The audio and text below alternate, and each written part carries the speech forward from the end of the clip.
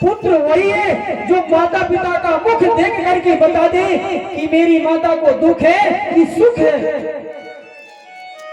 और जो पुत्र अपने माता पिता को दुख दे है, दुख दे, वो पुत्र कैसे बता सकता है कि मेरी माता सुखी है कि दुखी है? उसे तो केवल दुख देना आता है, सुख देना तो आता ही नहीं। आज कन्हैया चरणों में लेट गए और मैया से क्षमा याचना मांगने लगे। मैया तेरा अपराधी मैं हूँ, इतने दिनों तक मैया तू कारागार में रही और मैं सुध भी नहीं दिया। अरे धिक्कार है मैया मेरे जीवन को, जो मेरे रहते तू दुखी है। आंखों से आंसुओं को पहुंचते हैं भगवान कृष्ण अपनी माता के। परंतु मैया मैंने कंस को मार डाला है। और मैया जाती है, जाकर के वस्त्र लेकर के आते हैं भगवान ने। पता है मैया देवकी ने छोटे छोटे वस्त्र सिल करके रखी थी कि मेरे बेटा को पहनाऊंगी मैं। छोटे छोटे वस्त्रों को लेकर के आती है, कृष्ण के सामने देखती है, कृष्ण को बड़ा पाया, बेटा को बड़ा पाया। मैया कहने लगी बेटा मैंने तेरे लिए वस्त्र बना करके रखी थी, लेकिन तू तो इतना बड़ा हो गया। पीछे से बसदेव जी महाराज आते हैं, तो बसदेव जी महाराज के चरणों को नमन करते हैं, महाराज पैरों को स्पर्श करते हैं, चरण छूते हैं। पिताजी सच में मैं तुम्हारा ऋणी हूँ। मियाँ देवकी ने कहा सुना है तू तारनहार है, तू भगवान है? अगर तू भगवान है तो बता कि मेरा क्या कसूर था जो कि कंस ने मेरे 6 पुत्रों को मार डाला? ऐसा कौन सा पाप किया था जो कि मेरे सामने ही कंस ने मेरे पुत्रों को मार डाला? भगवान कुछ बोल नहीं पा रहे, मियाँ के प्रश्नों का उत्तर नहीं है? बलदेव जी महाराज ने कहा अपने बेटा के साथ झगड़ा ही करेगी हैं? इतने दिनों के बाद में तो बेटा मिला है। तब मैया का क्रोध शांत हुआ और दूसरी ओर जाते हैं भगवान, आगे को बढ़ते हैं, जाकर के महाराज उग्रसेन को बंधन से मुक्त करते हैं। उग्रसेन बोले तो नाना कंस ने अपने पिता को बंदी बना करके रखा था। तो जाकर के महाराज उग्रसेन के सामने जब पहुंचते हैं तो महाराज उग्रसेन को नाना जी कह करके संबोधित करते हैं, नाना जी के चरणों में प्रणाम। और जो नाना शब्द सुना महाराज उग्रसेन चिल्ला दिए, तू मेरी आंखों के सामने नहीं आना कृष्ण। उसी समय भगवान पीछे हट जाते हैं। आखिर नाना जी मेरा अपराध क्या है, क्या गलती कर लिया मैंने? कहते महाराज उग्रसेन कहते हैं जिस वृक्ष को मैंने लगाया, अरे जिसको मैंने पाल पोस करके बड़ा किया, उस वृक्ष को तूने काट दिया। कहते हैं नहीं नहीं नाना जी ऐसा नहीं है? अरे मैंने कुछ नहीं किया, कुछ नहीं किया मैंने। और तुम्हारे बेटा को तो तुम नहीं मारा है।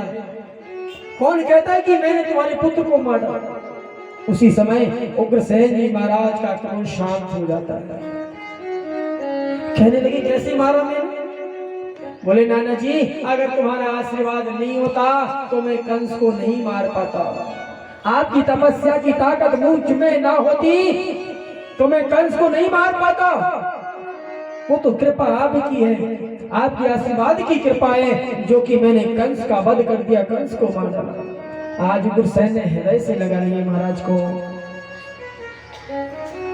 तत्पश्चात उग्रसेन जी महाराज अपने नाती को लेकर के आसन की अर्थात सभा की ओर जाते हैं। उग्रसेन जी महाराज भगवान को कहते हैं, कृष्ण को कहते हैं कृष्ण अभी राज्य तुम्हारा है। लेकिन भगवान कृष्ण ने कहा नहीं महाराज, मथुरा के राजा तुम थे और तुम ही रहोगे। अगर राजा को संकट आ जाए तो प्रजा का कर्तव्य बनता है कि राजा की रक्षा करे, और जब प्रजा को संकट आता है तो राजा रक्षा करता है। सो महाराज वो संकट तुम्हारे ऊपर था, लेकिन तुम्हारी प्रजा हम हैं और हमने तुम्हारी रक्षा नहीं अपने कर्तव्य को निभाया है, इसलिए मथुरा की राजा तुम ही रहोगे। आज ब्रह्मपिता परमेश्वर की ऐसी माया हुई कि मथुरा के राजा के रूप में महाराज उग्रसेन एक बार फिर बैठ जाते हैं। बड़ा सुंदर वातावरण हो जाता है। भगवान कृष्ण मैया किसके पास, मैया देवकी के पास में है, कह करके गए थे 4 दिन रहने के बाद में आ जाएंगे। कौन को, मैया यशोदा को।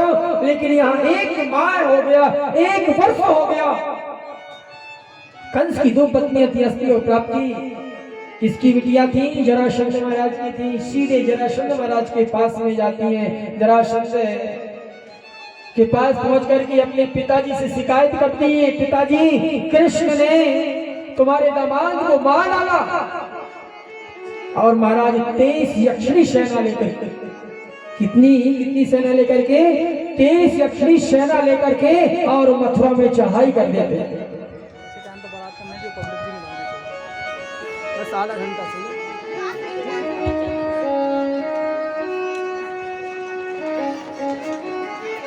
तब महाराज 23 यक्षिणी सेना को लेकर के आक्रमण करते हैं और बार मथुरा में आक्रमण करने लगे। महाराज भगवान ने विचार किया क्या करें। तब वसुदेव की विचार करते हैं, बेटा परेशान है, इसलिए उसी समय विद्याधन करने के लिए संदीपन आश्रम को जाते हैं। संदीपन आश्रम में जाकर के विद्याधन करते हैं परमात्मा। और वहीं पर श्री सुदामा जी महाराज से भेंट होती है। बोलिए सुदामा जी महाराज की।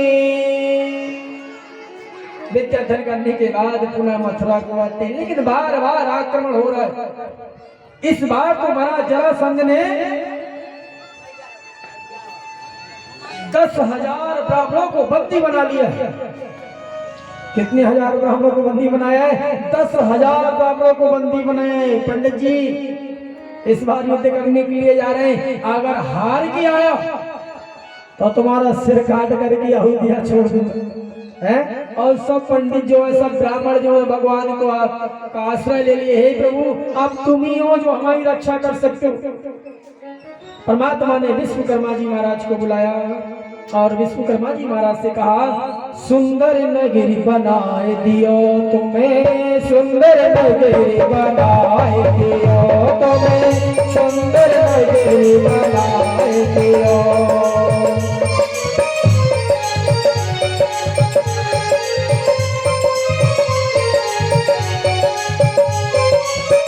सुंदर नगरी,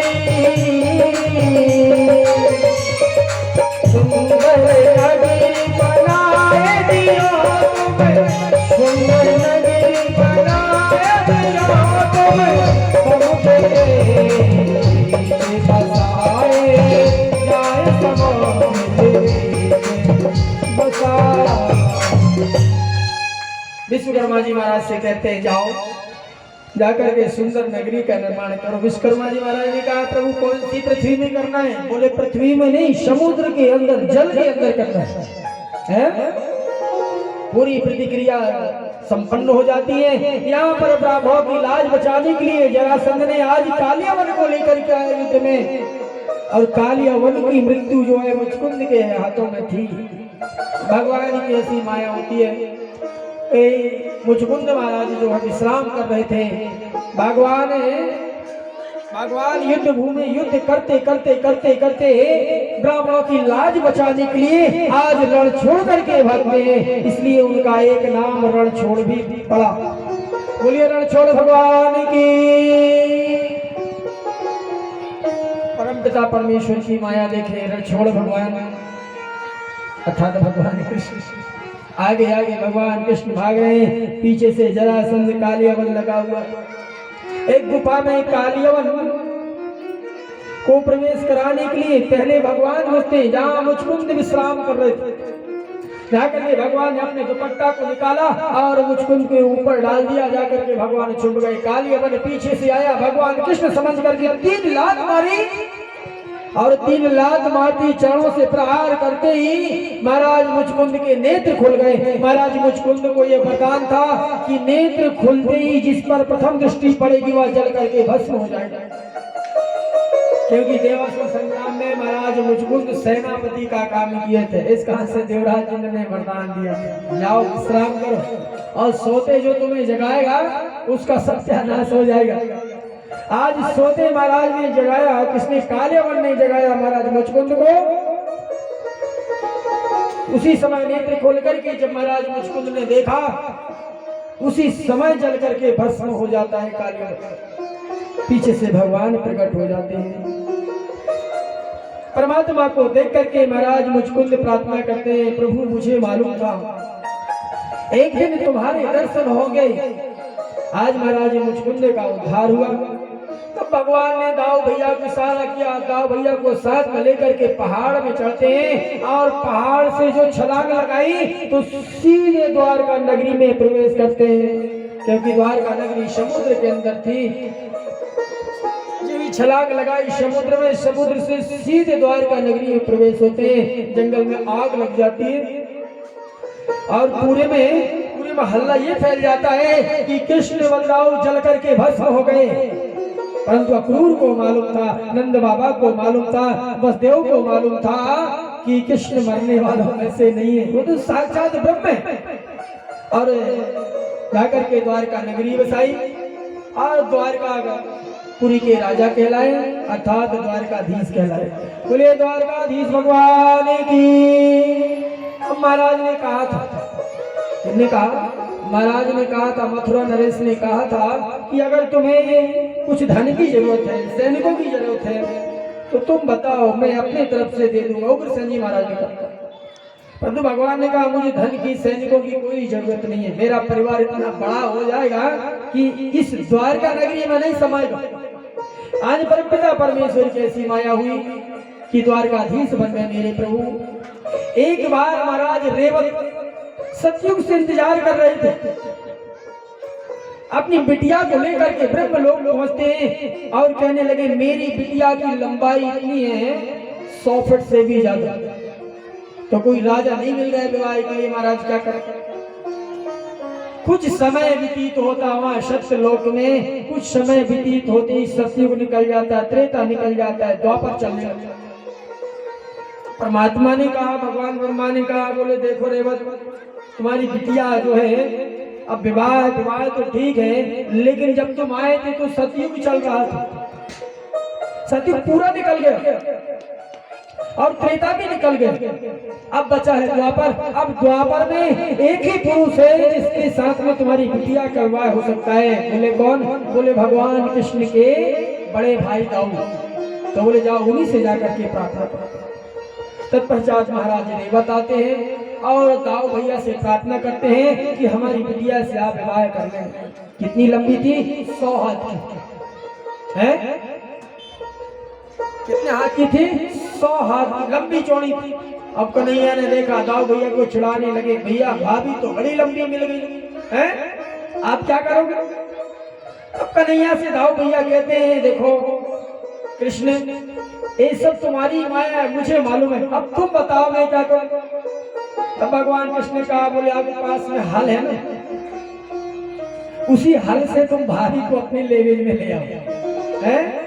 तब भगवान ने हल रखा मस्तक में, अतः दाऊ भैया ने और मैया रेवती को छोटी करते करते करते करते करते करते अपने लेवल में ला करके छोड़ सुंदर विवाह कार्य दाऊ भैया का संपन्न हुआ। अब पारी आती है भगवान कृष्ण की, तो विवाह मालूम है कि विवाह के लड्डू ऐसे हैं जो ना खाए पछता है और जो खाए वो भी पछता है। जिसने खाया है लड्डू अर्थात जिसका विवाह हो गया है उसकी आत्मा से पूछो बेचारा किस प्रकार से परेशान है। लेकिन जिसका विवाह नहीं हुआ है ना, एक क्षण उससे भी पूछ लेना, उसको तो लगता है कल ही ब्याह हो जाएगा, है? उसको लगता है कल ही ब्याह हो जाए। लेकिन जिसका विवाह हो गया उससे पूछो तो वो कहता भैया, बोले यार बिल्कुल विवाह के चक्कर में पड़ो ही ना, क्यों ना पड़ा? बोले हम विवाह करा के पछता है। अब पारी आती भगवान के विवाह की, परंतु यहाँ मथुरा नगरी में जो बसदेव जी महाराज हैं और गोकुल में मैया यशोदा, एक दिन